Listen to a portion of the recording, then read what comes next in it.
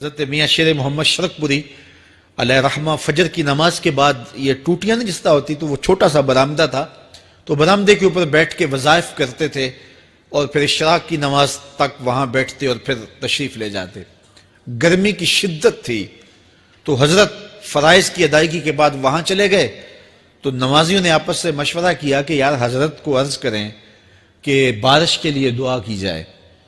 تو حضرت جا کے وہاں اپنے وظائف میں لگ گئے تو انہوں نے کہا چلو ہم مسجد کے سین میں کھڑے ہو جاتے ہیں, حضرت توجہ کریں گے تو عرض کریں گے.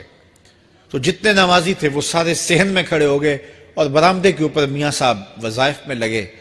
جب آپ کی نظر پڑتی نا لوگوں کی جانب تو جتنے بھی نمازی تھے سارے ہاتھوں سے اشارے کر کے کہتے یعنی دعا کرو. زبان سے نہ بولتے, ہاتھوں کو ایسے ہلاتے اور یہ کہتے کہ ادھر آسمان کی طرف اشارہ کر کے کہتے دعا کرو. میاں صاحب پھر وظائف میں لگ جاتے. پھر جب میاں صاحب کی آنکھ اٹھتی نا تو یہ سارے ہاتھ اٹھاتے اور آسمان کی طرف ہاتھ اٹھا کہتے میاں صاحب پھر وظائف میں لگ جاتے. جب 2-3 مرتبہ ایسا ہوا نا تو میاں صاحب کی ہنسی نکل گئی اور ایسے آسمان کی طرف دیکھ کے کہا چل ہن پا دے. کہتے ہیں بس یہ بات کہنے کی دیر تھی کہ چھم چھم می برسنے لگا. تو جب کوئی حضور کا ہو جاتا ہے تو رب اس کو اپنا محبوب بنا لیتا ہے. تو حضور کی محبت خدا کی محبوبیت کا ذریعہ ہے. اس لیے ہمیں حضور کا پیار اپنی روحوں میں موجزن کرنا ہے, حضور کی محبت اپنی روحوں میں اتارنی ہے, اور محبت اپنے تمام تر تقاضوں کے ساتھ جب روح پذیر ہوگی تو پھر ہمارا انداز زندگی بھی سنور جائے گا, ہماری آخرت بھی سنور جائے گی. محبت کے من جملہ تقاضوں میں سے سب سے بڑا تقاضا محبوب کی اطاعت ہے کہ بندہ جس سے پیار کرتا ہے اس کی بات مانتا ہے. یہ ہے دعوی محبت کا ثبوت, اس کی دلیل. اور حضور کے صحابہ کی زندگیاں دیکھیے کہ انہوں نے حضور علیہ السلام کے ساتھ کیسے پیار کیا. حضور کی محبت میں اپنی عادتوں کو بدل دیا. حالانکہ عادتیں نہیں بدلی جاتی. 2 سکے بھائی ہوں, رشتہ کتنا گوڑا ہے, اور ایک گھر میں پرورش پائی ہے, ایک گود میں پلے ہیں, ایک باپ کے گہوارہ تربیت میں رہے ہیں, لیکن طبائع میں اختلاف یہ ایک فطری بات ہوتی ہے. ہمارے پاس لوگ آتے ہیں 2 سکے بھائی ہوتے ہیں, ایک کی طبیعت ادھر کو جا رہی ہوتی ہے, دوسرے کا مزاج ادھر کو جا رہا ہوتا ہے. ایک سخت نرم مزاج ہوتا ہے اور دوسرے کی آنکھوں سے انگارے پھوٹ رہے ہوتے ہیں. ایک معاف کر دینے والا ہوتا ہے, ایک سخت غصیلا ہوتا ہے. ایک کی طبیعت کے اندر تلخی کی چنگاریاں ہوتی ہیں اور ایک کی طبیعت کے اندر نرمی کے پھول ہوتے ہیں. آپ نے بھی دیکھا ہوگا. تو یہ ایسا ہوتا ہے. اب اسی طرح کھانے پینے کی چیزوں میں طبائع کا اختلاف یہ فطری بات ہے. ایک کو ایک چیز پسند ہوتی ہے, دوسرے کو وہ چیز پسند نہیں ہوتی ہے. بعض اوقات ماں کو مسئلہ ہوتا ہے کہ یہ چیز اگر میں تیار کرتی ہوں تو میرا دوسرا بیٹا نہیں کھاتا, تو اس کے لیے بعد سے الگ سے کوئی چیز تیار کرنی پڑتی ہے کہ اس کی ڈیمانڈ یہ ہے اور میرے اس بیٹے کی ڈیمانڈ یہ ہے. مائیں مزاج سمجھتی ہیں. ایک آغوش میں پرورش پانے کے باوجود خون ایک ہے, گہوارہ تربیت ایک ہے, دودھ ایک ہے, لیکن طبیعتوں کے اندر اختلاف پایا جا رہا ہے. لیکن صحابہ کی زندگیاں دیکھیے, انہوں نے اپنی طبیعتیں بھی حضور کی طبیعت کے سانچے میں ڈال دی. حضرت انس بن مالک کو کسی نے دیکھا کہ وہ شوربے سے کدو کے ٹکڑے نکال کے کھا رہے ہیں, تو کہا یہ کیا کر رہے ہو؟ کہا میں نے ایک دن حضور کو یوں کرتے ہوئے دیکھا تھا. تو طبائع کا اختلاف یہ ایک فطری اختلاف ہوتا ہے, لیکن صحابہ نے اس کو بھی چھوڑا اور حضور کی محبت کے سانچے میں ڈال دیا. پھر اس چیز کا انتظار نہیں کیا کہ حضور کا فرمان کیا ہے, حضور کی چاہت پہ اپنے مزاج کو بدلا. اللہ اکبر. حضور علیہ السلام مدینہ المنورہ کی گلی سے گزر رہے تھے. ایک گنبد نما مکان بن رہا تھا اور ایسے مکان حضور کو پسند نہیں تھے. تو آقا کریم علیہ السلام نے پوچھا یہ مکان کس کا ہے؟ کہا فلاں انصاری کا ہے. حضور گزر گئے, چہرے پہ تھوڑے سے ناگواری آثار حویدہ ہوئے. کسی نے اس صحابی کو بتا دیا کہ حضور گزرے تھے, تیرے مکان کو دیکھا, شاید پسند نہیں آیا. 2-4 دن کے بعد حضور دوبارہ گزرے, دیکھا کہ وہاں ملبے کا ڈھیر پڑا ہوا تھا. فرمایا اس صحابی کو بلاؤ، بلایا گیا، کہا میں پرسوں ترسوں گزرا تھا، تیرا مکان دیکھا تھا، یہ کیا ہوا؟ عرض کی میں نے گرا دیا ہے۔ فرمایا کیوں؟ عرض کی سنا تھا آپ کو پسند نہیں، سنا تھا آپ کو پسند نہیں، میں اور آپ دیکھیں ہمارا کیا کیا حضور کو پسند نہیں، سر سے لے کر پاؤں تک، نجی زندگی سے لے کے سیاسی زندگی تک، اپنے امور ذات سے لے کر کے اپنی معاشرتی زندگی تک، ہمارا کیا کیا حضور کو پسند نہیں، اور ہر وہ چیز بدل دیں جو حضور کو پسند نہیں۔ محمد دی زیارت محمد دے رنگ وچ، اے ٹھگ بازیاں جانے پیارا محمد صلی اللہ علیہ وسلم۔ میرے شیخ کامل کا ایک شعر ہے، اور وہ شعر اتنا وزنی ہے کہ اگر میرے پاس جواہر لال موتی ہوں اور میں ایک پلڑے میں ڈال دوں اور ایک پلڑے میں یہ شعر رکھ دوں تو یہ شعر پھر بھی بھاری ہوگا۔ یاری لا تو پاک نبی سنگ، اے پر پوری یاری، پھر درود قبول ہے تیرا لکھ نہ لوں ایک واری۔ 1.25 لاکھ مرتبہ درود پڑھنا ایک طرف، اور ایک دفعہ حضور کی ذات پہ درود پڑھنا، ان کی محبت کے سانچے میں یوں ڈھل کر کے جو وہ کہتے ہیں وہ میری زندگی کا عمل ہے، یہ اس سے وزنی ہے، یہ اس سے بھاری ہے۔ تو حضور کی محبت، حضور کے ایک صحابی تھے، وہ حضور کو ملنے آئے، اور آئے تھے بحرین سے۔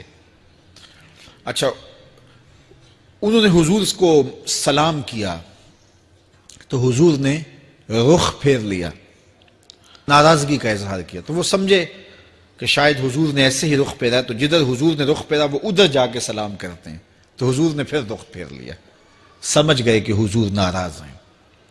اب انہیں سمجھ یہ نہیں آ رہی تھی کہ ناراضگی کا سبب کیا ہے۔ وہ اصحاب رسول سے پوچھنے لگے کہ حضور مجھ سے ناراض لگتے ہیں، آپ میں سے کوئی بتا سکتا ہے کہ حضور کیوں ناراض ہیں؟ اللہ اکبر! آج تو کوئی بڑا باپ ہو، مرشد ہو، استاد ہو، ناراض ہو جائے اور شاگرد کو ناراضگی کی وجہ معلوم نہ ہو تو وہ الٹا ناراض آگے سے ہو جاتا ہے کہ میں نے جرم کیوں کیا ہے کہ استاد کا مزاج بگڑ گیا ہے۔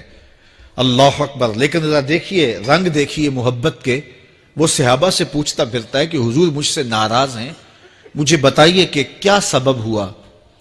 تو انہوں نے کہا کہ یہ تیرے ہاتھ میں جو سونے کی انگوٹھی ہے، اس سے حضور ناراض ہیں، کیونکہ حضور اس کو منع کر چکے ہیں۔ امت کے لیے سونا چاندی حضور نے امت کے مردوں کے لیے منع فرما دیا، صرف 4.5 ماشے سے کچھ کم کی انگوٹھی چاندی کی، اور وہ بھی عدد میں 1 ہو، شریعت نے جائز رکھی ہے۔ اگر 2 ماشے کی 2 ہوں گی تو پھر بھی جائز نہیں۔ عورت کو جائز ہیں 10 انگوٹھیاں پہنے، سونے کی پہنے، چاندی کی پہنے، یہ اس کا زیور ہے۔ مرد کو زیور کی ضرورت نہیں ہے، زینت کی ضرورت نہیں ہے، لہذا مرد کے لیے 1 انگوٹھی رکھی گئی ہے، وہ بھی اس لیے کہ اگر وہ کہیں مشکل میں ہو تو اس کو بیچ کر کے 2 وقت کا کھانا لے سکے۔ باقی اس کے لیے انگوٹھی 4.5 ماشے سے کم کا چاندی یا سونا 1 ماشا ہی کیوں نہ ہو، اس کے لیے جائز نہیں ہے۔ تو اس نے سونے کی انگوٹھی پہن رکھی تھی، لیکن اسے حرمت کا پتہ نہیں تھا، تو اس نے کہا کہ حضور مجھ سے کیوں ناراض ہیں؟ تو صحابہ نے کہا شاید یہ اس انگوٹھی کی وجہ سے ناراض ہیں۔ تو اس نے یہ نہیں کہا کہ مجھے تو پتہ ہی نہیں تھا، میرا کیا قصور؟ خیر، اس نے انگوٹھی اتار کے حضور کو پیش کرتے کہا حضور آپ اس وجہ سے ناراض ہیں؟ حضور نے انگوٹھی پکڑی اور ایسے پھینک دی، ناراضگی کی وجہ ختم ہو گئی، وہ بیٹھ گیا، بات شروع ہو گئی۔ اللہ اکبر! جب سلسلہ کلام ہوتا رہا، جب مجلس برخاست ہوئی، لوگ اٹھ کے گھروں میں جانے لگے، وہ بھی اٹھا اور الٹے پاؤں سے پیچھے چلا، تو کسی نے اس کو کہا وہ انگوٹھی تو اٹھا لو، سونے کی انگوٹھی ہے، قیمتی ہے، چلو تمہارے لیے پہننا جائز نہیں، تمہاری بیوی کے لیے تو جائز ہے۔ تو اس نے کیا جواب دیا سنیے، اس نے کہا واللہ لا آخذہ وقد طرحہ رسول اللہ صلی اللہ علیہ وسلم، اللہ کی قسم میں اس انگوٹھی کو کبھی بھی نہیں اٹھاؤں گا جس کو میرے حضور نے پھینک دیا ہے۔ تو یہ تھی ان کی محبت، یہ تھا ان کا انداز۔ تو آئیے میں اور آپ حضور سے اگر محبت کرتے ہیں تو حضور علیہ السلام کا طرز زندگی، حضور کا انداز معاشرت اختیار کریں۔ کثرت کے ساتھ مائیں بہنیں بیٹیاں بھی موجود ہیں، وہ بھی اپنی اولادوں کی تربیت اس نہج سے کریں کہ وہ حضور کی سنت، حضور کی سیرت اور حضور کی اتباع کے سانچے میں ڈھل جائیں۔ زندگی کا مقصد ہی یہی ہے۔ آئے، بڑے ہوئے، جوان ہوئے، بوڑھے ہوئے، چلے گئے، ہم سے پہلے بھی چلے گئے، ہم بھی چلے جائیں گے، بعد میں آنے والے بھی چلے جائیں گے، لیکن حقیقی کامیابی اس کو نصیب ہوئی جس نے اس دنیا پہ آ کے دنیا کی زندگی کے مقصد کو سمجھا۔ ہم آئے کیوں تھے، زندگی کس لیے ہمیں دی گئی تھی۔ اکبر الہ آبادی نے کیا ستھری تنقید کی تھی، کیا بتائیں احباب، کیا کارنمایاں کر گئے، بی اے کیا، نوکر ہوئے، پینشن ملی اور مر گئے۔ یہ کوئی کام نہیں ہے، ہماری زندگی کا کوئی مقصد ہے جس لیے ہم انسان ہیں، اشرف المخلوقات ہیں۔ دیکھیے گدھا سارا دن بوجھ اٹھاتا ہے، اللہ اکبر۔ میرے صاحب نے گدھے سے بھی ایک موازنہ کیا ہے کہ سارا دن جو ہے وہ بوجھ اٹھائے اور کام کرے، اور پھر مالک اس کو غذا بھی نہ دے، وہ جا کے روڑیوں سے اور باہر سے جا کے چر کے پھر آ کے کام مالک کا کرے، مالک اس کو دے بھی نہ، اور وہ باہر سے کھا کے آئے اور کام مالک کا کرے۔ تو اگر بندہ ہو کے، انسان ہو کے اگر نہ کرے تو میرے حضور نے ایک لمبی ربائی ہے، اس میں آخر میں لکھتے ہیں، تو چنگا یعقوب یا کھوتا تینوں شرم نہ آوے، کہ اگر وہ ایک گدھا بھی کام کرے، اپنی پیٹھ پہ بوجھ لا دے، اور تو اپنے مالک کے لیے کچھ نہ کرے، اور ساری نعمتیں مالک نے تجھے دی ہیں اور عزتیں اور آبرویں تیرے نام کی ہیں، اور تو اس کا حق ہی ادا نہ کرے، تو پھر کس طرح تیرے سے، تو پھر اولئک کل انعام بل ہم اضل، فرمایا تو چوپایا ہے بلکہ چوپایوں سے بھی بدتر ہے۔ تو میں اور آپ اپنے آپ کو انسان ثابت کریں، آج موقع ہے۔